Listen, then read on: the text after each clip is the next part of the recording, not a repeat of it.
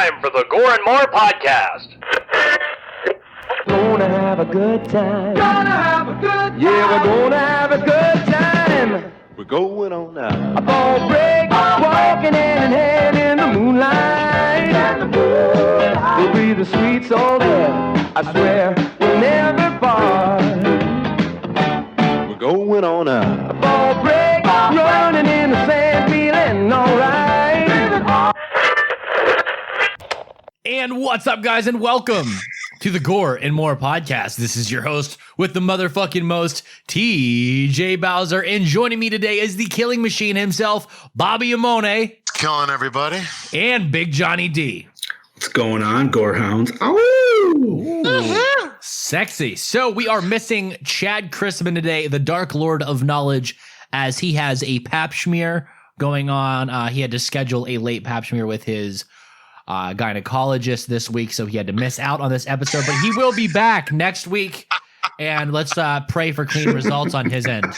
Johnny, how was your week? Though, since he's not here, you got to give his line of "What's up, bitches." Mm-hmm. I'm drinking Diet Pepsi there. Okay, Chad from the room with his legs up in the stirrups. Yes. Delicious. Oh God. Okay, Johnny, how was your week? Oh man, my week was actually pretty chill. Just the normal bullshit, work to the grind.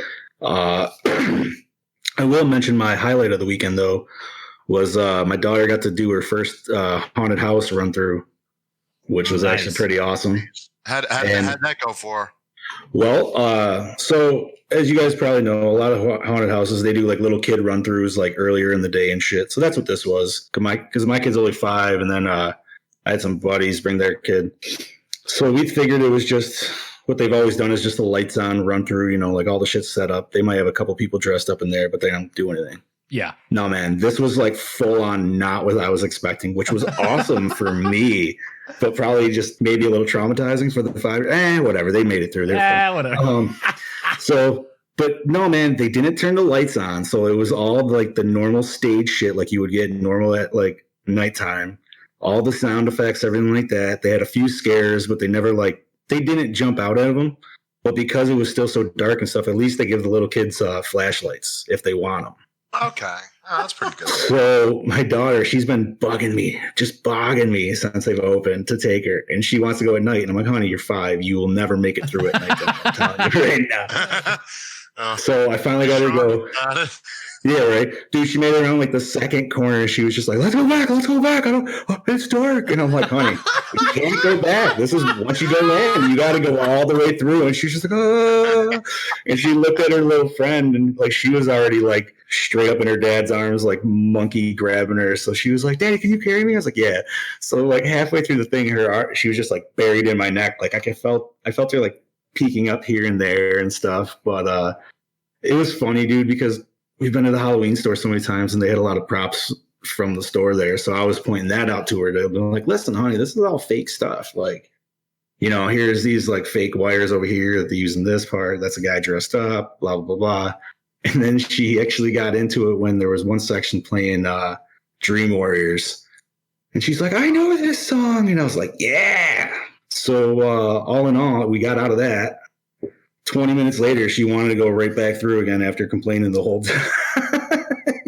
She wanted to do it, then she had to complain. Sounds like it's the little kid thing, man. Like, you know what I mean? Like, you're all about it, but then like you're actually in there and you're like, oh, fuck that shit. Yes. And you're like, no, I made it through. I'm going to do it again. But no, man, it was fun, dude. So that's pretty much what was my weekend. But how was yours, Bobby? Good. Last week I was not on. I was on vacation and Disney. It was like, this big 6'5" guy loves fucking horror. Everybody looks at me like a badass yet running around Disney with fucking Mickey ears on. It's like, dude, this is fucking the shit. Like, it was fun as hell. It was a great time. No complaints. I was at Monster Mania in Hunt Valley this past Saturday. Yeah. Nice. And I got to tell you something. That show is pretty fucking good. It's a little smaller than the Cherry Hill, but they do actually have a pretty good layout. It was pretty chill. We hung out a lot. Everybody's like, "Oh shit, we didn't know you were coming." It's like, haha, surprise, motherfuckers! We're here to say hello. And that's exactly what we did. They're all like, "Oh shit, are we having a drink later?" It's like, hey, we got time. What are you waiting for? Yeah. So it was a good time. And then Sunday, it was just chill, And then here I fucking am now, you motherfuckers. I don't know. So that's my week. How was yours, TJ? Great. Super busy. Interviewed a lot of people. I don't really know. I interviewed Vincent DeSanti of Never Hike Alone fame. That was fun. I don't know what else. Working for that Hearts of Darkness, the making of the Final Friday documentary, getting the Indiegogo moving on that, making some progress. I got a badge for sharing so much shit for that. I swear Did you to God. really? That's awesome. Yes, I did. You're a pendant pal, right? It says, it's like you got a badge for sharing Hearts of Darkness all over the place. I'm like, cool, let's keep this up. You're a pendant pal, right? I bought the pendant the day Adam Marcus announced it. Wow, like 5 hours you didn't later, I said, hesitate at all, did you? I'm like, he said pendant pals. I'm like, I'll be connected to Adam Marcus somehow. This is cool. I feel that, man. But yeah, we're just chugging along with that Indiegogo, kind of trying to get to where we need to go with that, and doing promotional episodes. Like I said, we'll have an episode released Wednesday, and then the following Wednesday again, and then more and more new perks to be released along with that. But moving on to this week's episode.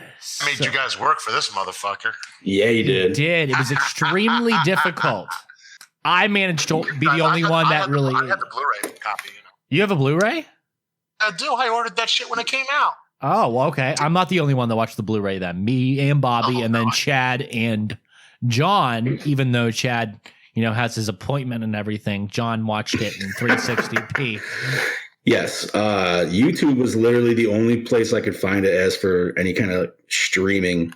So if anybody's listening to this and wants to go watch it, YouTube does have 3 copies though. And each one has a different subtitle. So the English one, of course, is the fucking shittiest one. I think the one with the Spanish looked the best. But there was even like a straight VHS transfer. I tried watching that for like 2 seconds. And I was like, that was fucking awful. Okay, dude, it's 2019 and you picked a movie that could not be found on a streaming site. I feel like that's an award, dude, because that's impressive. Bowing down. Thank you. I'll be here all dude, fucking time. I checked everything, man. I even downloaded the fucking Fandango app just for the or the channel, whatever the fuck that is. I was like, yeah, just fucking what the hell.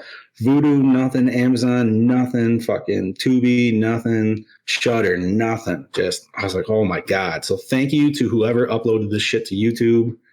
You were my saving grace. And Chad's. For sure. Yeah, like I said, the Blu-ray copy that I watched was incredible. It's a Scream Factory release, I'm going to guess. So moving on, 1987, or is it 1988? Why is that? That's somewhere, someplace it's listed 87. It was made in 87. It was made in 86, 87. But since the company was going bankrupt, nothing happened until 1988. I see. Directed by Rennie Harlan, written by Erwin Yablans, C. Courtney Joyner, produced by Charles Band, Erwin Cablans.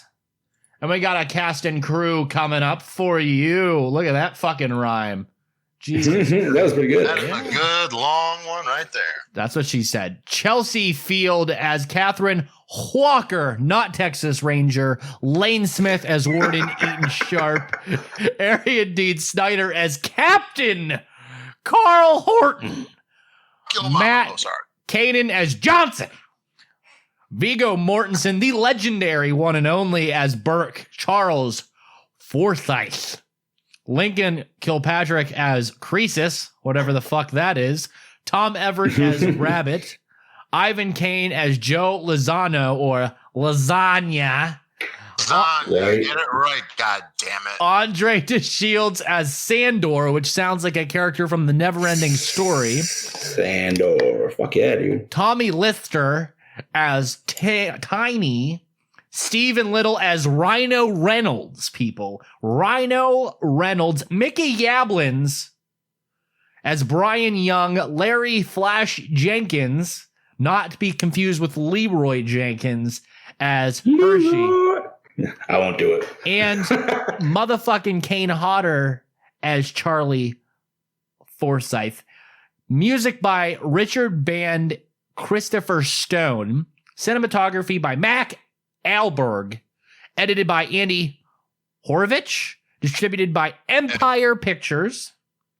Released March 4th of 1988. Runtime of 102 minutes. Budget of $4 million, and it tanked at the box office at $354,704. That is underperforming like you've never seen. Talk about ED at the box office. So we got this trailer for you folks. Let's roll that beautiful, what does he say? Bean Beautiful footage. bean footage. Flick it. Get him licking.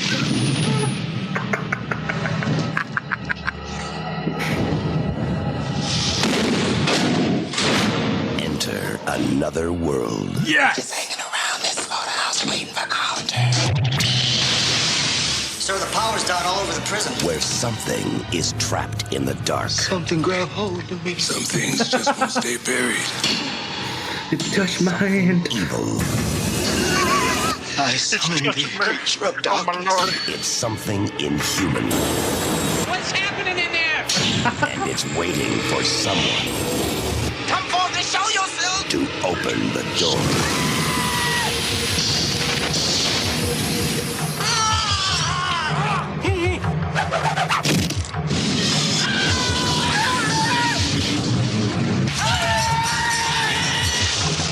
Now the evil is loose and there is no escape.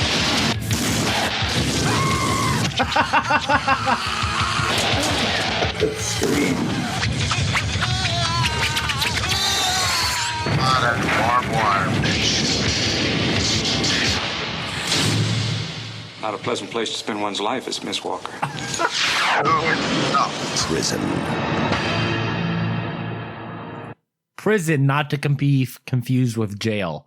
So, Real quick, that grossed number later on in the facts and everything, there's a reason why it didn't do so good.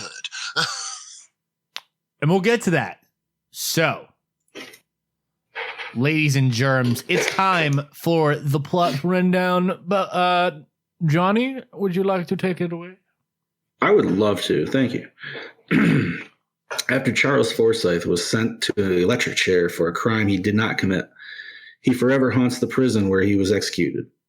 Flash forward several years where the prison is reopened and under the control of the new warden, Ethan Sharp, fucking asshole, former security guard, who was, but he played it wonderfully, who was present at Forsyth's execution. Jesus Christ.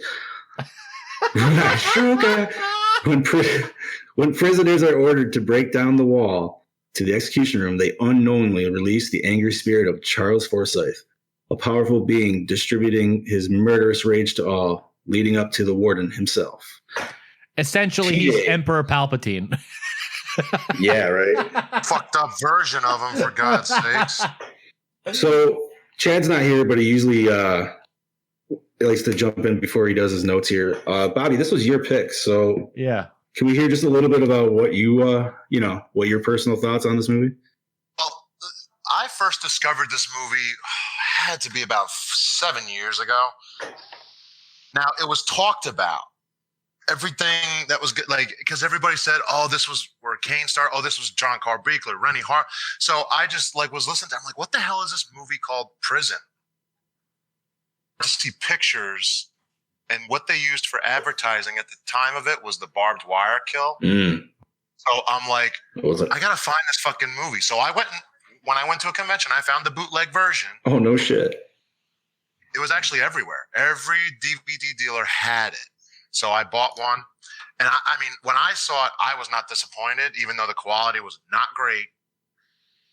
disappointed. I thought it was pretty innovative too, like how these kills worked out, and then how they all basically had to suffer through this because they were all fucked. There was no getting out at some point. No, that was. They definitely brought it at the end for sure.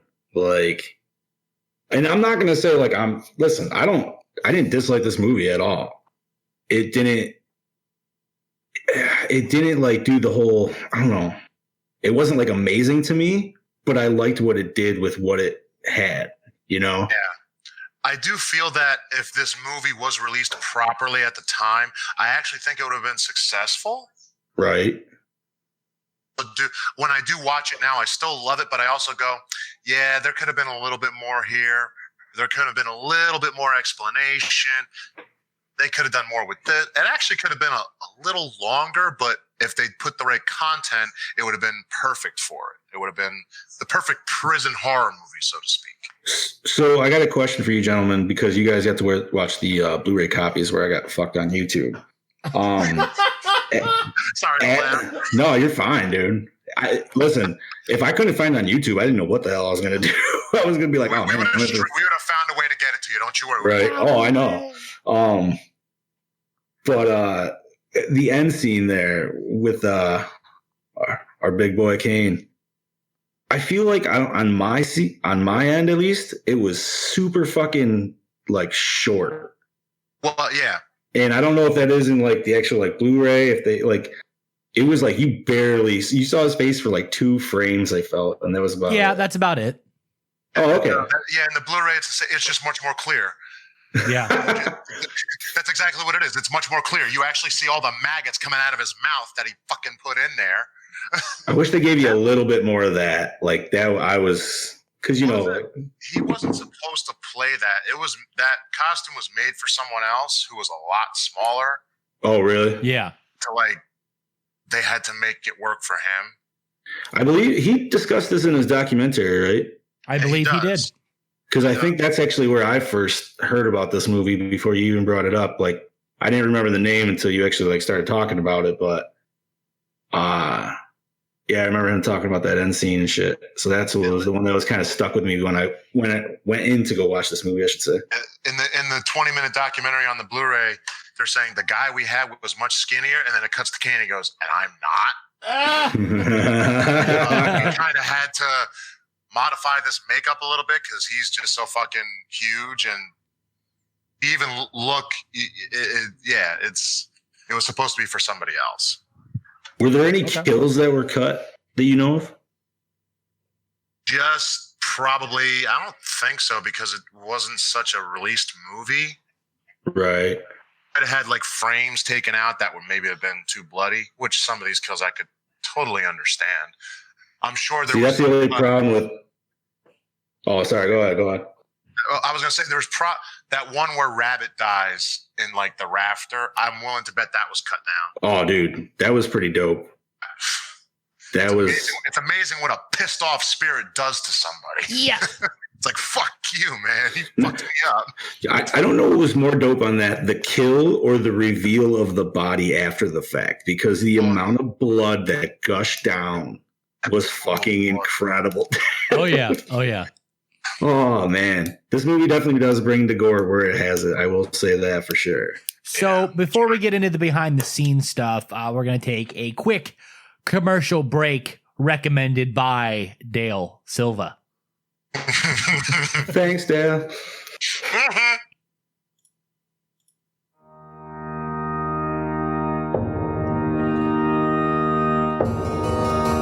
Hello there, creepy ghouls. Do you like spooky things in horror movies? Then Cabin 13 has the stuff for you. Check out their selection of horror-themed props, pins, busts, action figures, collectibles, and more. You can find them on Facebook and Instagram. Be sure to visit cabin13.com and buy something, or I'll kill you. Marcio Charlie's Horror Costume Studios. Premium hand-sculpted latex masks, busts, and hoods. Everything is handmade and painted by Marcio himself. Be sure to check out his wide range and selection of products over at Facebook and Instagram at Horror Costume Studios. Hey, you out there. Hey, listener. Take a look at yourself. Want to know why you look like shit? Because you are wearing Dewback merch. Take your ugly ass over to dewbackdiscussion.net and click on the merch tab. Pick up some hot fucking swag, then you can become a sexual Tyrannosaurus, just like us. Come on down to Mask by Lance, premium Friday the 13th custom-made hockey mask down there in Tennessee by Lance McKinney. Find him on Facebook and Instagram over at Mask by Lance. Go order one now, boy. Yee-hoo! And we are back to the Gore and More podcast with them tasty. Them tasty behind the scenes bits. Ooh, baby. Most of the inmate extras in the film were portrayed by real-life inmates from a nearby prison to add realism to their performances, because nothing says SAG like convicted felons. The armed guards on the towers were, of course, armed with live ammo at the time. Stephen E. Little, Rhino, was a former Hollywood stuntman who was still a member of SAG. Go look at that. My joke came full circle, bitch. Who happened to be serving time for manslaughter. So he was in jail, but he still had his SAG certification. Hey, you gotta make money somehow while you're in prison. During a barroom brawl. Dude, I gotta do a fight with a guy named Rhino. The electric chair, which was never used in Wyoming, but was built in the actual gas chamber of Wyoming prison, and the death scenes were filmed there. The original chair was carefully removed, and an electric chair was built in its place. During the shooting, Viggo Mortensen's convulsions were so violent, the arms of the chair were broken. It needed to be repaired. A special set of sledgehammers had to be purchased for actor Tiny Lister, so they did not appear to be toys when he held them. His sledgehammer weighed 18 pounds, and one was a 20-pound hammer. Director Rennie Harlin was living out of his car when he first approached to direct this film. Wow. What a loser. Chelsea Field was supposed to do a scene in a bathtub. Let's say that's impressive. But refused to do it. We're blasting through these. Oh, yeah, it's all good. It's all, yeah, you gotta shove the behind the scenes right down their throats. So, yeah, make sure you spit on it before you give it. Ooh, daddy. So the prison where the movies was shot, the former Wyoming State Prison, located in Rollins, Wyoming, has daily tours, and much of the set remains intact where the crews filmed there in 1987. The water that Viggo Mortensen runs through in his underwear was real. Oh, that's nice to know. The part of the prison that has been flooded for years, the temperature in the room was below 50 degrees, so it definitely shrank his pod. And the water temperature was 46 degrees Fahrenheit. Mortensen's shivering is real. He insisted on shooting the scenes without a double because he is a hard ass. And some says he is the long lost cousin of Chuck Norris, and only being forced to relent for some close-up motherfucking scenes. The gate for the entrance to the prison does not exist. It was built onto a back wall section of the prison. There you go, guys. Oh. And the process of cutting a hole in the wall for the sweet roller gate fucking. Yeah. He could just dude, he just spins that wheel like he has no resistance to that wheel whatsoever, dude. That thing just fucking like that's like cardboard light, dude. It's just like whoa. Right at the end, dude. Yep, it does close up pretty quickly. So in the process of cutting a hole in the wall for vehicles, the wall constructed by prison labor, it was discovered how many odd items in it is a filler, including a snowplow. What the fuck? Wait, where was this at again? Okay, so it was built in the back wall section of the prison. In the process of cutting a hole in the wall, like construction by like whatever they built the prison, they discovered that the wall was filled with different items, including a snowplow. That's awesome. Filmed in 86, but not released until 98 due to Empire Pictures bankruptcy. There you go, Robert. Viggo Mortensen. Yeah, that's the whole reason why it didn't do good. It wasn't released till 98? It wasn't no, 88, not 98, TJ. Well, fuck me. Holy shit. The film did bad. If it was released and they didn't go bankruptcy, it would have been fine. Viggo Mortensen did the bulk of his own stunts. Again, long lost cousin of Chuck Norris. Moreover, stunt coordinator Kane Hodder, whom I've never heard before, gave Mortensen an honorary stuntman shirt as the completion of the shooting for this film. Now, that guy played somebody called Jason. I have no clue who the fuck that No is. fucking clue. The posters on some of the prison cells are from movies by Irwin Yablin's Charles Band, and in one case, Linda Blair, not to be confused with the Blair Witch Project. That poster is really autographed by her, as she was on set from time to visiting a friend who worked on the crew, so she was banging somebody in the crew, people. Let's be honest. Pretty much. Coincidentally, head around and vomiting pea soup for you. What the fuck is wrong with you? Hey man, maybe you want a little bit of puke dick going on, dude. There's a lot wrong with me. That's true. The killing machine himself. Coincidentally, director Rennie Harlin's father once worked as a prison doctor during Harlan's childhood. Wow, coincidentally. In one scene, the character of Lasagna is hanging a poster for the second Rambo movie in his jail cell. Director Rennie Harlin later went to work with Rambo himself, Sylvester Stallone, Adrian! In Cliffhanger and Driven before casting Viggo Mortensen. Tom Matthews auditioned and was considered for the part of Burke. There we go. Tom Matthews of Friday the 13th, Part 6. Fame, and of course, Return of the Living Dead, Linnea Quigley dancing naked on top of a gravestone. The old Wyoming State Penitentiary was closed just as a few years before the movie was filmed. The last inmates left in 1981 after 80 years of use, and it definitely showed. It looked like hell. I mean, not as bad as Bobby, but still looked pretty good. Lane Smith, low blow at the model. So Lane Smith remained in character as Warden Sharp throughout the duration of filming. Wow, interesting. Very interesting. Viggo Mortensen and Tom Everett both appear in Leatherface, as I previously mentioned, Texas Chainsaw Massacre 3, who was the art director and special effects guy on that film? I don't know. You talk about some guy named Mick fucking Strong. Yes, Mick Strong was special effects. Apparently, I'll be seeing him this weekend. Yes, you'll be interviewing him this weekend. Boy! I don't know what I'm doing. Do I look like I know what I'm doing half the time? Yeah, you're right. All hope is lost. So part of the cycle of horror films about murderers coming back from the dead after execution in the electric chair. Destroyer! 1988. The Horror Show, 1989. Shocker, Not What You Did to Your Stepmother, 1989 was also included in the thread. Just saying, that's really hot on Pornhub right now. The film was released in 1988 on VHS by New World Pictures. Somebody's laughing. I had originally been released on DVD overseas, but not in the United States, save for bootlegs. However, February 19th, 2019, Shout Factory released the first official Blu-ray and DVD. The first through the new subdivision, Scream Factory, which, if you don't know what that is, where the fuck you been, boy?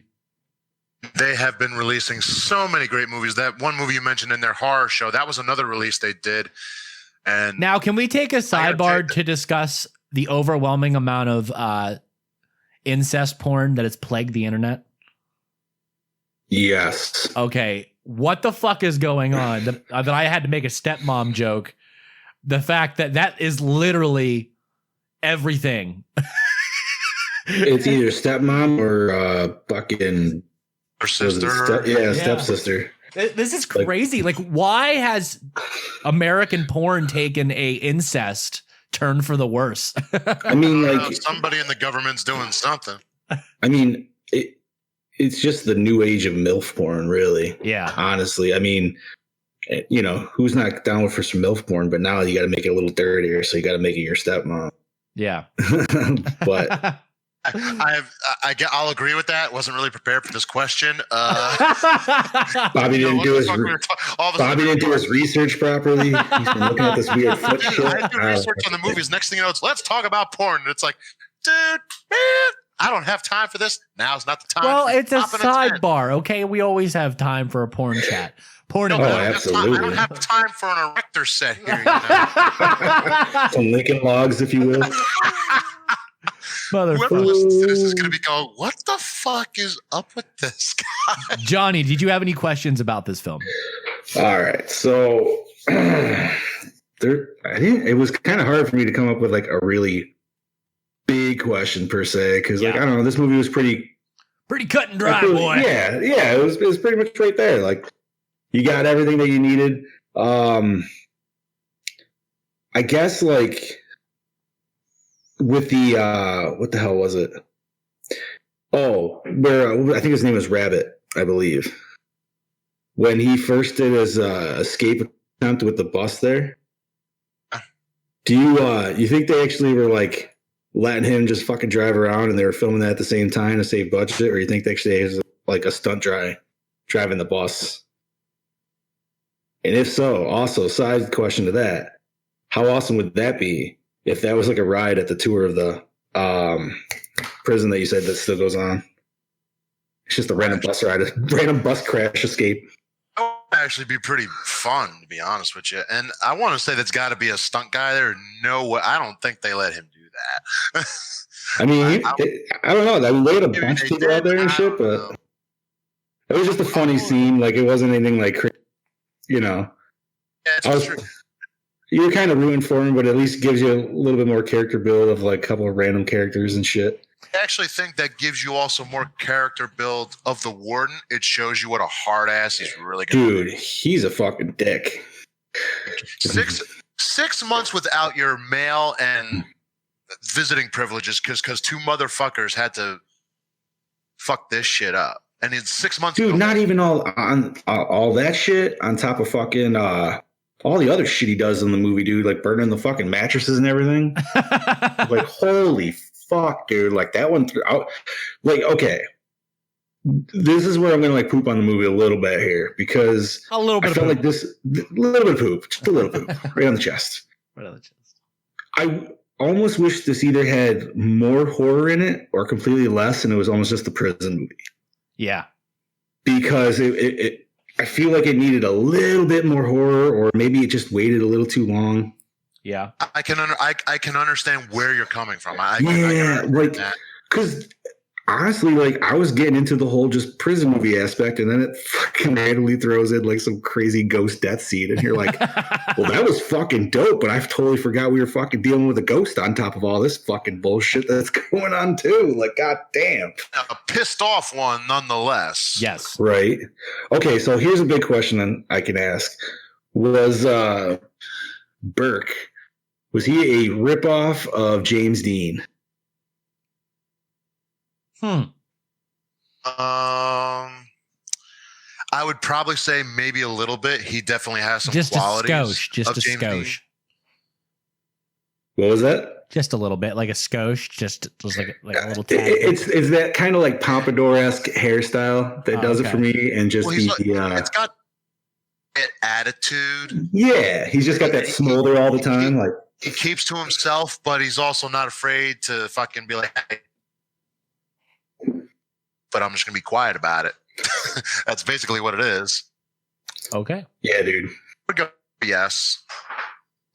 So, douche of the movie will have to go to Sharp, dude. Sharp. Yeah, bro. Fuck him. The other fucking guard who the captain? No, not the captain. That tall, lanky guy who gets wrapped up. Oh, in the barbed wire? Yeah. I thought that was the captain, wasn't it? That did not happen to the captain. Oh, no, the captain got shot at the end, didn't he? Yeah, I actually wanted him to live, to be honest with you. What, okay, yeah. I think, I can't remember that dude's name. I can't remember his name, but those two, to me, are the douches, not just one douche. That other fucker was an asshole.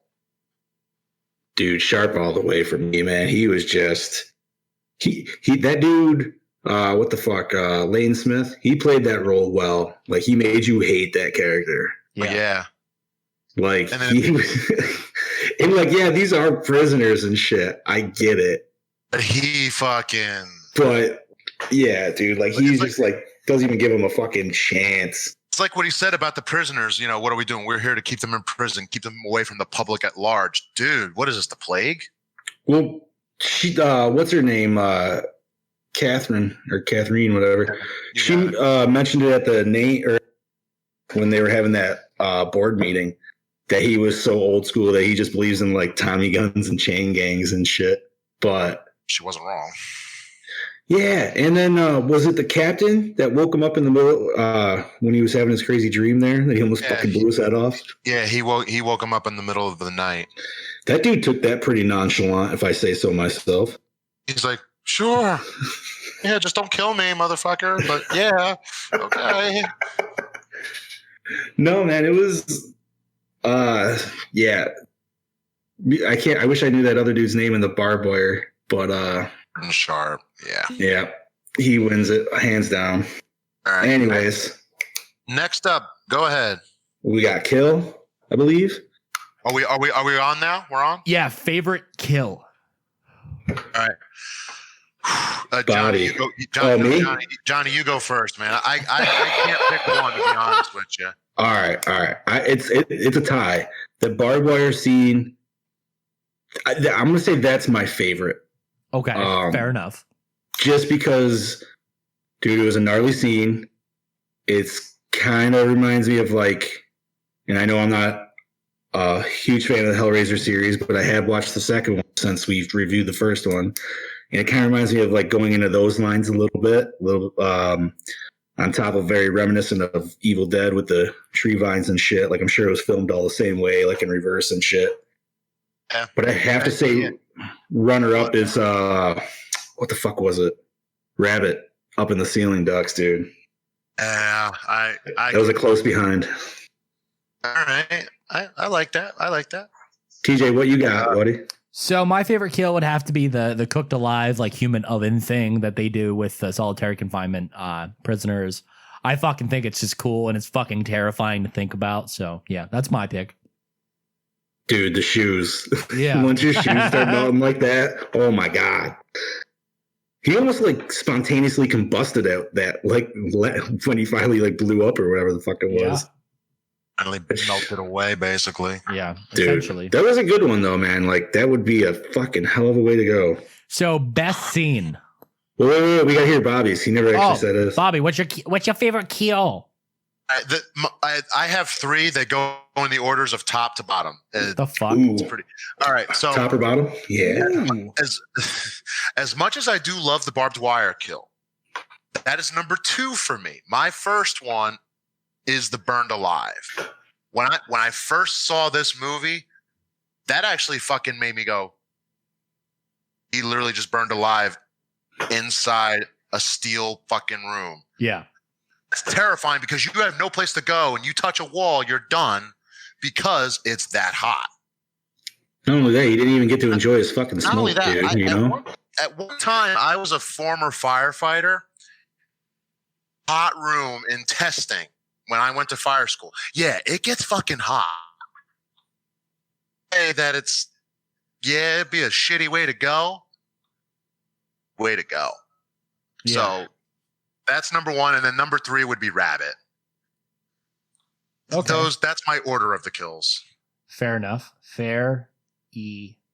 Best scene, mine would have to be the end scene with Forsyth coming out of the fucking ground and then doing all go Emperor Palpatine with the electricity, and it's fucking sweet. That's mine. I did enjoy that scene. I just wish you got more of it. Yeah. There should have been more dead Forsyth. I think they could have done a lot with him. I think one of my favorite scenes was the opening of the room when they first. And very like, Ghostbusters. Very Ghostbusters. Well, I wasn't even thinking that. I was thinking more of like kind of reminded me of Freddy, especially with the furnaces and shit. Oh, okay. Yeah, like part 2 Freddy, where you see everything on fire. Yeah, just kind of everything going. I mean, like obviously, this movie also reminded me of Shocker. Now, have you both seen that? Yeah, that came out the following year. Yeah, it was either that or it was 88 as well. Like it was around the same time. 80s. Either there was way. a lot of shit going on around those 2 years. But it reminded me of that. It was almost like these guys had kind of like the same idea, but they were just like they took the base ideas of like, okay, this criminal gets electrocuted, but then he like starts getting his revenge from beyond the grave and go. And they went way too different. Like it makes me want to watch Shocker just because I haven't seen that in a fucking million years. But this is definitely more of a straight prison movie as well. Yeah, like it's in your face. Like it's fucked up. But what else? Let's see. Yeah, I'm gonna have to go with the opening of the. What the hell was that? That was the electrocution or the death chamber, I guess. That was the execution chamber. Yeah. Yeah. For me, I love the ending with the Forsyth, but in all honesty, whole movie, the opening of him walking to his execution. That was a cool intro. I did like the POV. Because you could see the anger in Warden Sharp's face as he was not a warden, but as a security guard. Like you could just see like he's happy and mad about what's about to happen because he knows he caused it, but you don't find that out. But you can just tell that the tension in the room is. Then he steals the motherfucker's necklace too. What a dick! What a dick! He stole his life and his fucking chain. But like I said earlier to you guys, I will say, and it might have just been a copy on fucking YouTube, but the way it was kind of filmed or just the grainess, I don't know, it instantly reminded me of fucking Unsolved Mysteries, dude, and I wanted to hear fucking Robert Stack's voice. Yeah, the color grading on the film, was very light, and it kind of made that slight hazy feel. Yeah. Okay. Yeah. Like a summer haze type deal. So that's why you got the Unsolved Mysteries. 80s, early 90s. They all kind of had that feel a little bit.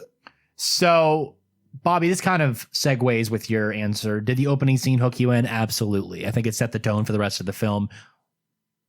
The music alone in that scene made it so bleak, but it made you go, what the where is he going? Like, we know he's going to die, but how? Yeah. Like, I'm going to have to go with the big yes on this as well. Like, what's going to happen to this guy? Well, then I'm like, what the fuck is going to happen to him?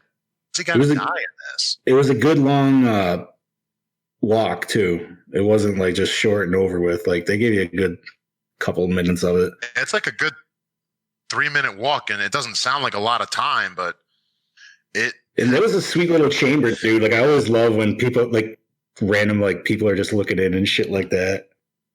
Yeah. It always just makes me laugh. So. And none of them budge when he gets electrocuted. They just watch. Right. Just like, another day. Next question. Best tits, hottest girl. Would that have to go to the bitch? Yep. Okay. Yeah, well, there is no other woman in this movie. No. Wait, you're talking about Rhino's bitch, right? Yes. Oh. Rhino. Dude, let's talk about Rhino for a second. Okay. And the fact that fucking Vigo just straight up just grabbed his nuts, dude, like, and fucking crushed him as hard. What a way to fucking just show dominance, dude. Yeah. Think about it. All you got to do is just do that. And it's just like, now, let me tell you something here, you fuck face. Oh, my God, dude. Like, I was cringing the whole time because I was like, I feel this hurts. Yeah, for sure. Then afterwards, he's got to play the tough guy to his little bitch. Like, fuck you looking at? Get out of here. Right. It's like, this is when the little dude needs to shoot a shot. Fucking just kick him in the nuts, take it down. Granted, he's got to go back to the cell with him. So, fucking A. So, did the score set the mood? Yes. I don't really remember it, so I'm gonna have to say like it was good enough to where, like, especially in the horror. But it wasn't super memorable because you're not like. It's no Fall Break. That's I mean, what is Fall Break? But it's definitely a bleak one that makes you go. Here's an example. With Blood Rage, we remember like what it kind of sounded like for the soundtrack for that. We the super synth, yeah. See, we can't go back and be like, oh yeah, that's what it sounded like. Like I'm not. It's not registering in my head because it's like it was just there. You know what I mean? Yeah. Yeah. Okay, here's I'll give you an example. Music and Terrifier. What does it sound like? Exactly. Yeah. It's good. How do you want to say it? Theme music? Yeah, but it's not like it's not Halloween's dun dun dun dun dun dun. No, exactly. It doesn't have a life of its own to where that's gonna you're gonna remember that. Exactly. So, and that's something Maybe we're gonna run into. You never know. Now. Best song. Can we segue for a second now that you brought up Terrifier? Yeah, absolutely. So I'm actually going to be going to a con the the 19th this month, ScareCon, and the whole cast and crew is going to be there of Terrifier. Awesome. So all right. Yeah, so I'm hoping I can get meet with them all, and I at least like to get a shot with him, and because he's going to be in makeup or a full suit and shit. You gotta do it. Yeah, dude. But like, so they're like the main ones I'm excited to see, and it's kind of funny because like I was looking over the cast and there was way more people in the movie than I actually like remembered being in the fucking movie. I was like, no, man, it was just them 3 bitches and the bald dude. And I was like, no. And like, I think they even got like the dudes from the pizzeria fucking coming to this thing and shit. Everybody's got to make a buck, man. Everybody got right. But there's also going to be. I laughed because there's going to be some big podcasters there, and I'm not going to say the name because we don't want to promote other podcasts on ours. But they're hosting a seminar on beefing up your horror podcast, and I'm like, oh, well, I feel like that's speaking to me personally. I feel like I need to go sit in on this bitch. So watch this like tell you everything that we do already, and you're just like, fuck you. Right? Just get up and walk out. Like I'm put my Jason mask down. And be like, I'm fucking here. Gore N More, bitches. Fucking right, dude. We got the shit. We got it. We're covered, motherfucker. It's okay. Our fans are super fans. So like that's what level we're at. Like if we have fans, they've listened to every fucking episode. Like it's crazy the amount of feedback I get. And like people are being like, yeah, I listened to this. So I went back and listened to all of them. I was like, fucking right. Yo, man, that's how I started, dude. I listened to like, I don't know, I think it was like maybe the 8th or 9th episode first. Yeah. And I was like, well, I got to start this right from fucking scratch. Yeah. We're coming up on a year, boys. I know, it's crazy, isn't it? Yeah. Yeah. Well, I'm only coming up on a few months, so. Yeah. It's all good, man. I'm right there with you. I only got a few months on top of you, buddy. It's amazing how fast. Well, shit the bed and give me a head. Let's do it again. It's amazing how fast Gore N More grew in such a little time, in just the last year, and how much like it pushed my personal career like so far up there. Oh yeah, man. The horror community is a beautiful thing, dude. Yeah, for sure. So many opportunities that presented itself because of Gore N More, and I'm just super humbled and super I don't know what would be the word. Grateful. There we go. Perfect word. What? Grateful. But okay, so the next question was best song, but that doesn't we can't remember dick. I was say that doesn't really apply to this. Yeah, there wasn't even like is there a soundtrack to this? I was gonna say. No, I don't even think so. I didn't even look it I up. don't think they had that money. Favorite character, mine would be Lasagna because of the name and the way he was just super nice. Okay. I loved Vigo's character. I kind of weird way relate to the quietness. Like I just go about my business. Mm-hmm. Very stoic. I care, but there's a lot of things I don't care about. So yeah, but he's a good character, dude. That like you actually do care about him, even though he doesn't speak a lot and shit. Yeah, exactly. He cares, doesn't speak a lot, but he also goes, listen, shit. And go about it. And then I like Warden Sharp and then Lasagna as well. Ooh. Awesome. I mean, Sharp I'll definitely give probably for one of the best dude, just because he like sold his character 110%. But one of my favorite characters was honestly fucking Tiny, dude. Yeah. Just because that motherfucker took a shotgun blast to the chest.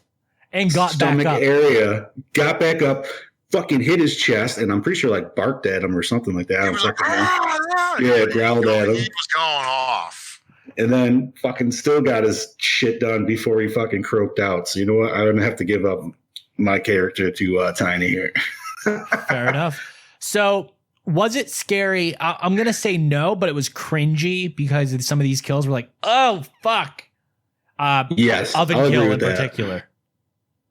Scare wise, I cannot. Yeah, not scary, but definitely want to make you go, oh. Yeah, I'll say it sticks with you a little bit, especially like box there or the oven kill. Yeah. It's a movie that's meant to make you go, ouch, ow. Not to mention just watching the quote unquote prison life like mentality. Yeah. And just dealing with that bullshit on top of like, oh yeah, we're dealing with a fucking murderous ghost too. Yeah, we woke something and we're all fucked because we're inside steel walls. Great. Exactly. So does it hold up today, boys? Yes. Yeah. Yes, but reboot. I say, or not reboot, but remake. Okay, fair enough. Make it scarier. Yeah, it stands up, but I wouldn't mind having a remake.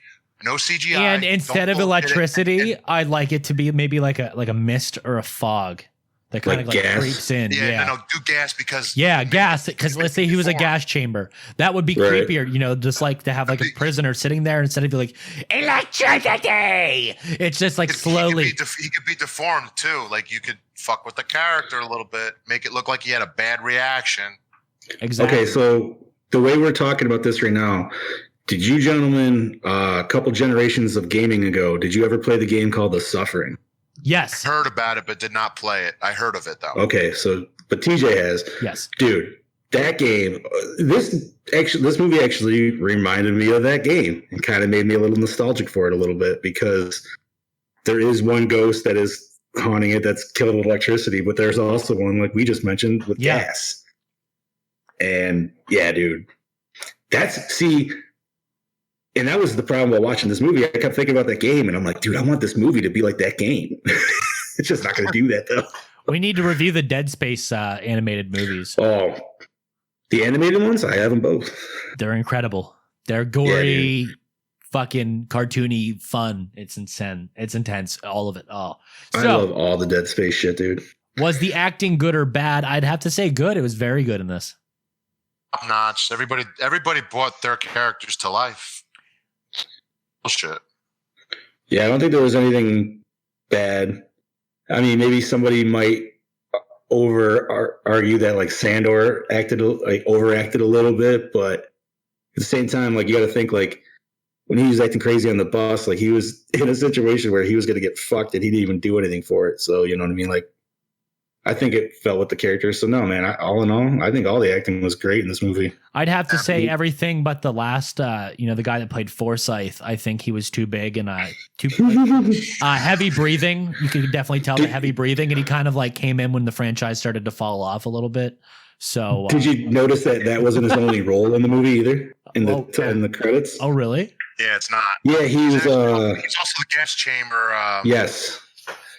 Didn't he have he had the mask on though, right? Yeah, he fires the gun too. He's the guy. Kane fires the gun. Awesome. Look at Kane getting all them roles. So, do you like the cinematography? And me and John had a conversation pre-show about this. You know, certain shots really made this feel like an action film at times, and I got like this almost Terminator-esque vibe from some of these shots, and I was just like, what the fuck? So some of them would be horror, and then some of them would be like action film shots. And I was like, this is strange. I dig it because it feels like an 80s action movie at times. And then other times it feels like that horror movie. So it's very interesting. So yes, I liked the cinematography, but it was just very strange and it was all over the place. What you got, Bobby? I liked it. Like we were talking before, it gives you that like hazy feeling as you watch it, but it sets the tone. Very blue movie, so the cinematography sets the tone for this movie. I loved it. It wasn't meant to be a bright movie. It wasn't meant to look perfect. Yeah, I think a little bit of the graininess was perfect, and like you said before, the action and the horror. A weird combination. Movies that made it work. It's not that weird. I mean, they're kind of close. They can be done right. I mean, yeah, if you make it too actiony, it's not going to be horror enough. But if you make it too horror, then there's not enough action. You got to have the right balance. But no, man, like there was a lot of cool shots in this. Like the whole first shot, like once we mentioned, great POV shot. Same thing with a lot of like when the ghost escapes and stuff like that. It had him going right up in the guy's face and everything like that. Yeah. The whole scene where Sandor was doing his little chant and shit and cutting his fucking stomach and everything. Yeah. And then dude, that was a crazy fucking scene, man. him getting fucking blown up, and then the light. What the hell? Didn't it killed like a guard across the way? Fucking electrocuted him too, or some bullshit. Yeah, it was fucking nuts, dude. Like, what a way to fucking go. But no, man, it was. They had some cool shots. I'm trying to remember one at the end. It was it wasn't like the best shots, but I love the part with the fucking guns. Yeah, it made no fucking sense. Yeah, towards the end. Yes. Dude, like she goes through with that, like that car would have been like decimated. Oh, it would have been gone. But no, it's not, because it's a fucking movie. No, dude, it was good though, man. I liked how like it was just like it felt like your good classic horror movie. Like it had a lot of like the close-up cuts. But then it had like some nice, good far shots where it showed like the yard and it showed you really how big it was and how many people were there and shit. It was good. Absolutely. Do you like the premise? Yes. Great. Hell yeah, premise. dude. Haunted prison. Like that's sweet. That's all you got to say. Fair enough. Okay, so it's Gore N More rating time. I will give this film a solid 3.75 out of 5. You give it a 4. John, go with a 3.5 on my end. That is a Gore N More rating of 3.75. Woo! Works. Fair enough. I think it fits into that category of, yeah, that's a good 80s movie. Hell yeah. And Bobby, thank you for your first pick, by the way. Mm-hmm. Well, thank you guys for letting me have the first pick. I thought it would have been a nice one. The fact that I made you all have to search for it means I did my job. Now, Yo, what I was is next so happy week? when Chad said that shit, dude. It made me laugh hysterically because I was like, oh my God, I'm not the only. Like, I can't fucking find this movie. And I'm like, guys, I told you like 3 weeks ago, DVD, Blu-ray, just. Hey, do you know what next week is? Like, what's that? Do you know what next week pick is? Did Chad send you guys that? Oh, I forgot. They sent me the list. I don't know if he sent it to me private. Oh, yep. Okay. No, those are all the films that have sequels or remakes. I think he sent me. Yes, he did. He did send that. I don't remember where I put it now. God damn it, Bobby! Is it in the group chat on Dewback? We need to tell these people what we're doing next week. You know what we're doing next week? You know what we're doing next week? We're doing. Wait. No, go ahead. Okay, so I don't have the new list with prison in there, but after Alien, we were supposed to do Reanimator. So are we sticking with Reanimator, or are we doing Just Before Dawn? I don't know.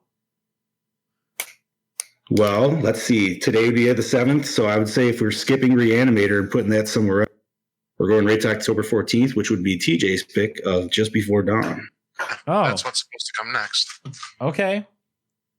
Maybe we're going to reschedule Reanimator because Chad gave up the pick. Yeah, I can't remember exactly how we did that, but Chad wanted to really have Bobby get a pick in there, so. Yeah. Okay, then. Chad, even though you're not here, but thank you. Next week I hope your pap smear is going okay. What is it? I think 1982, but don't quote me on that. Just Before Dawn. It is a slasher film that takes place in the woods. It has an incredible twist, incredible kills, and it will make John feel right at home. Fuck yeah. It's definitely one of those lost in the 80s slasher films. It's got a body count. Its cinematography is not the best, but it gets the job done. And it's on Amazon Prime, so that's, yes. a plus. Yes. We already looked into that. Now you don't have to search anymore. Exactly. I got the extremely expensive Code Red Blu-ray release. Ooh, nice. It looks beautiful. The footage is restored as best they can, really. Did they ever come out with a steel case of that? Because I feel like I've seen one before, FYE. I think so. I don't remember seeing one there now that you mention it, because I go to FYE quite a bit. I don't really have them anymore where I'm at. Like the last time I was down in PA, I saw one, so I definitely had to dive in. I have one 20 minutes away from the house. It is fucking amazing. That's awesome. Every time I go. I lose money because they have a lot of horror shit, and I'm just like, you motherfuckers, you know I'm coming. So, dude, this is the best time of the year to get cheap horror movies, man, because they always just put them out there in binfuls. So not this week, but next week, Sarah and I are going to the Carnegie Science Center, and in their auditorium on like it's the biggest screen in Pittsburgh. They're playing Dawn of the Dead 1978. Nice. In 3D. I love that. 1979. 79, yes, 79 in 3D. In 3D? Yeah. That's one of my favorite movies. Really? Yep.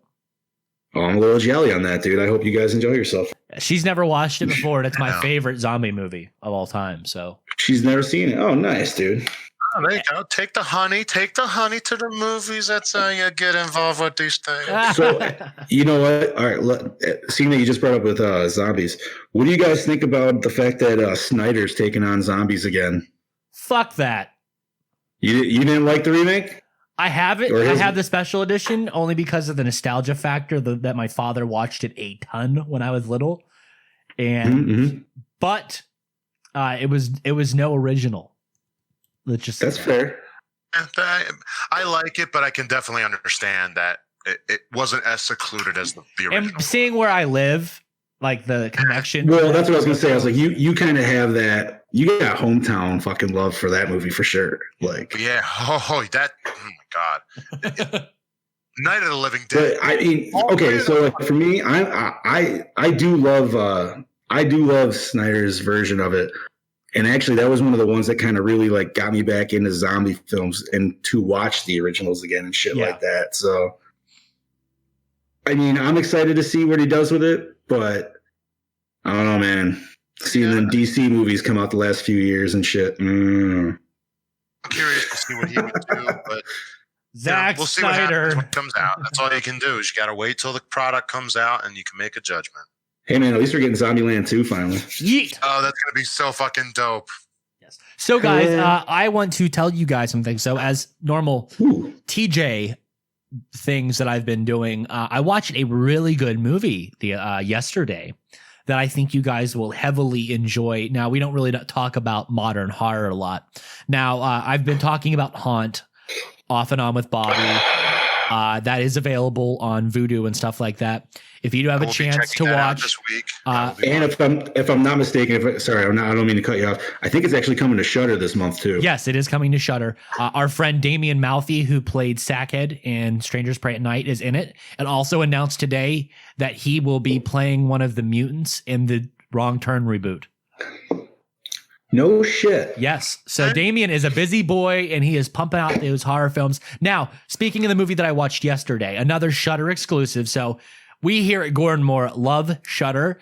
Shudder, we do. If your reps out there want to sponsor our show, feel free to contact me at dobackdiscussion@gmail.com. I will hit that shit up and I will be the shill of a horror of a shill. So anyway, the movie I watched was The Furies, Furies. It's on Shudder. I think we have a shared Shudder account anyway. I have heard of this movie. I have. How was it? It is incredible. And it's an Australian slasher film and all practical effects. The movie has you guessing, like there's killers, right? But it has you guessing like which one's going to kill you because there's like a puzzle aspect. So while that's going on, it's also like an exploitation film in the terms of its like being like, this is rich people society, almost like 31 does. Okay. Oh, okay. But with the slasher aspect. And let's just say there's a very kill. I will spoil one kill for you guys because this alone. Kills are not spoilers. They're kills. This alone will make you want to watch it. Grabs girl by the throat, pushes her up against a tree, grabs axe, puts it in her cheek and starts pushing. And it zooms in on her face and you slowly start seeing the blade slip through her face until it completely cuts her face off. And then it falls on the ground. And then it has a freeze frame on her face for like a good 3 or 4 seconds of her like completely missing her face. And he just drops her and walks away. Oh, I know what I'm fucking watching tonight. I know what I'll be watching tomorrow. There is, I think, like in a hotter style, like arm rip like Friday the 13th, the game arm rip style thing. Yeah. There you go. Rip that motherfucker off. They're crazy. And like you said this was an Australian horror movie? Yes. You motherfuckers always go all out, I swear to God. Dude, them and fucking French, dude. Yeah. Like you know something? Another movie Australia did that was kind of fucked up, Body Melt in 1993. Haven't seen that. Nope, that's not. Look it up. I'll have to look for that. Look it up, boys. You want to talk about 80s, 90s melting away movies? Ooh, that one's pretty gruesome, actually. I say for only new horror movie for my end that I've actually seen is and it wasn't really new, but I finally watched that I think it was just called Leatherface. Oh, the prequel. Just came out like a couple years ago. Bullshit. You know, that was that movie left me feeling weird because it was good, but it wasn't good. Fair enough. Yeah, all I gotta say is craziest scene that even like kind of grossed me out was fucking on a corpse while licking it. That I was just like, oh wow, that is disgusting. that's necrophilia for you. Yeah, that was that looked juicy. Let me just say. Love juicy. But dude, I'm excited. I know you've talked about Haunt a few times, man, but I'm so stoked to fucking watch that movie, dude, because I've only heard good things. Did I guys ever tell you about the kill in Haunt, the hammer kill? No. You told me, TJ. Okay, so in Haunt, there's like one kill that stands out that would make you like, it's Terrifier like decunting type style, but it's a claw hammer in the mouth. I just had a hard on. Sorry. Did you say a claw hammer to the mouth? In the mouth. In the mouth. And then lift. Oh, that's what the fuck? Yeah. Oh, I could feel that. Yeah, it shows it. It's incredible. Like, oh, god damn it! I gotta watch that movie too, dude. You know, I know we shit on newer horror a little bit here and there, but man, it's so hit or miss though, John. It's so hit or miss. So like we have these, we have the benefit of talking about these two great slasher films, but it's so few and far between. The last good slasher film I agree. we got was Pray at Night, and that was in 17 or 18. Yes. So you got to, we may maybe get one a year. So the fact that we got two decent ones and two ones that use practical effects, like we got to be happy. Well, okay. So on top of that, I mean, I have not checked it out, but what about the new American Horror Story? Have either you two checked that? I love it. I'm on episode 3. It's great. Oh, the new slasher one, right? Yes, 1985. Yeah. All CGI, but the kills are incredible, and there's a lack of boobies. Wow, understandable. I know, it's just it has every piece of the 84 charm, like that slasher film feel, but it doesn't have that grotesque nudity but like it has the banter and like the inappropriateness of it as well. I'm sure you probably get a lot of like close-up shots of like stomachs and arched backs and probably even ass shots and shit. Carrie Fisher's daughter is a big character in this, Billy Lord. And she knocks it out of the park. She does a really damn good job. She's a Scream Queen fame, and I think she did all the previous seasons of this as well. So she's, pretty well versed in these television slasher shows. So it's nice to see, her. What the fuck? I was say something just fell. What the fuck just happened? Gross. Okay. Anyway. Gross. Oh shit! My kid. Okay, guys. So that's pretty much it for this week's episode. Yeah. Yeah. Damn good episode though, guys. Missing Chad because of his appointment and everything. But we still pumped out the good content, dropped the inappropriate jokes, said some things that I regret saying, but not really. But thank you guys for listening to us. Regret saying that. Rant and rave for another fucking hour of your life and wasting your time as per usual. Love you all. Host with the most, TJ Bowser signing off. This is Big Johnny D saying, see you later. Your killing machine, Bobby Amone, saying, I'll kill you later.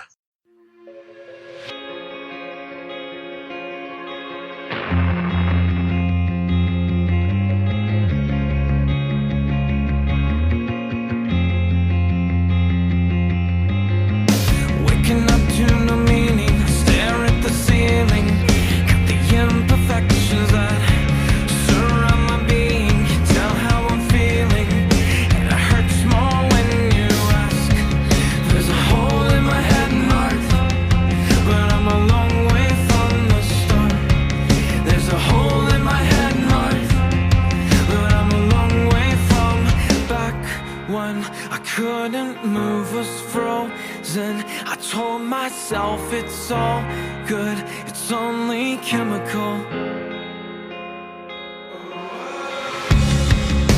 It's only chemical. It's only chemical. I'm too shy to speak up, 'cause I have my reasons for telling little lies about those around me and what I could be. It's eating me alive. There's a hole in my head, Mark, but I'm a long way from the start. There's a hole in my head, Mark, but I'm a long way from back when I couldn't move, was frozen.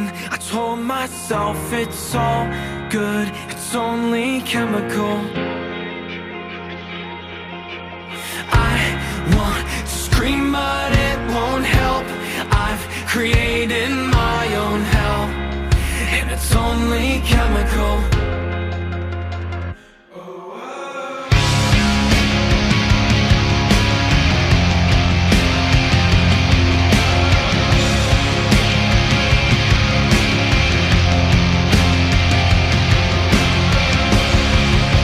It's only chemical. It's only chemical. I find comfort when they say you can't sit and count the days until it lasts. There's still times I wanna break everything I've ever made. I've come a long way from back when I couldn't move, was frozen. I told myself it's